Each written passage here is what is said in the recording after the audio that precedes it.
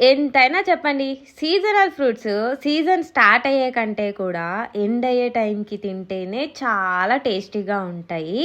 And plus ఆర్గానిక్‌గా కూడా ఉంటాయి. న్యాచురల్‌గా పండినవి ఉంటాయి. ఎందుకంటే స్టార్టింగ్‌లో సీజన్ స్టార్టింగ్ అయ్యేటప్పుడు కాస్ట్ కూడా ఎక్కువ ఉంటది. మందులు పోసి పండిస్తారు. కానీ సీజన్ ఎండింగ్ అంతా చెట్లకి న్యాచురల్‌గానే పండింటాయి. ఆ టైంకి కాస్ట్ కూడా రెడ్యూస్ అయిపోతుందనమాట.